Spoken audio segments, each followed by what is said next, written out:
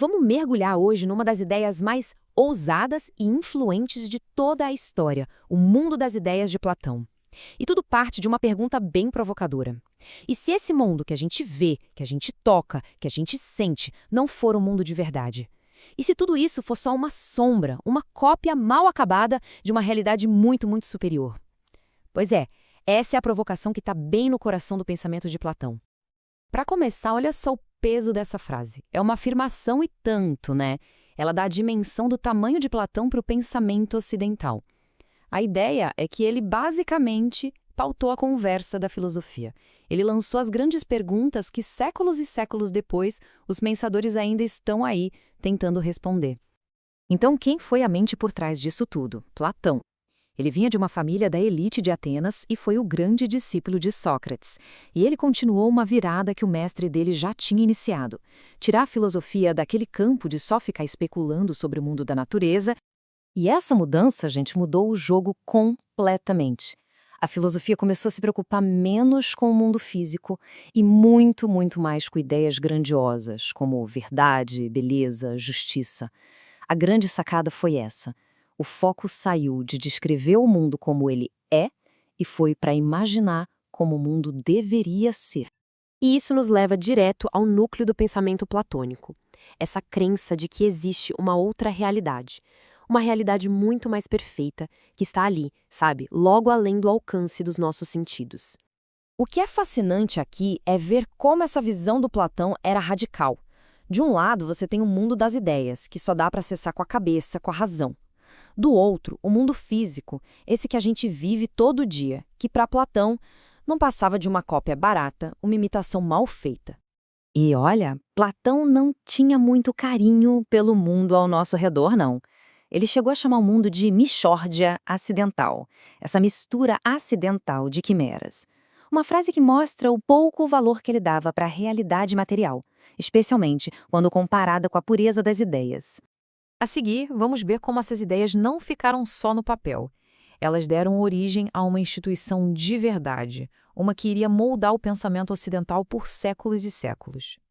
Pois é, imagina a cena, 387 a.C., em um bosque de oliveiras lá nos arredores de Atenas, Platão fez algo revolucionário. Ele fundou um lugar, a Academia, onde essa busca pela verdade abstrata podia ser ensinada e, o mais importante, debatida.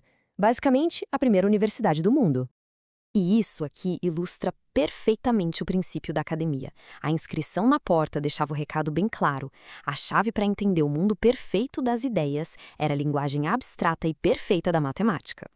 Mas por que essa fixação toda com a geometria? Para Platão, não tinha a ver com o uso prático da coisa, tipo medir terrenos. Era sobre treinar a mente. Treinar a mente para conseguir enxergar a realidade que se esconde por trás de todas as aparências. E não eram só regras para desenhar, não. Era um método para acessar o tal mundo das formas perfeitas. Usar só régua e compasso forçava o pensamento a se concentrar em construções puras, ideais, rejeitando qualquer coisa que fosse só mecânica ou prática demais. Então, o ponto crucial é este. A geometria de Platão não era para descrever o mundo físico. Pensa bem, qualquer círculo que a gente desenha na areia vai ser imperfeito. O objetivo era pensar na ideia de um círculo perfeito, algo que só existe no mundo abstrato da razão. Então, no fim das contas, qual foi o legado que tudo isso deixou? Vamos dar uma olhada em como essa abordagem do Platão moldou o futuro e como ela acabou batendo de frente com uma visão mais científica do mundo, que veio muito tempo depois. Essa comparação aqui é sensacional. Ela contrasta duas maneiras totalmente diferentes de usar a mesma ferramenta. Enquanto um cara como Demócrito usava a matemática para entender o mundo físico e chegar na ideia do átomo, Platão aplicava a matemática nela mesma, buscando a perfeição abstrata. E essa atitude platônica deu origem ao que a gente conhece hoje como matemática pura, aquele estudo da matemática pelo valor dela mesma, pela beleza e pela lógica, sem se preocupar nem um pouco se aquilo vai ter ou não uma aplicação no mundo real. Mas é exatamente aqui que a gente vê os limites dessa abordagem. A filosofia de Platão, por exemplo, jamais faria uma pergunta do tipo o que é a eletricidade. Simplesmente não foi feita para isso, para investigar o mundo físico. E é por isso que, no fim das contas, a ciência teve que se separar e seguir um caminho próprio. E a gente termina com essa reflexão, que resume todo o dilema filosófico.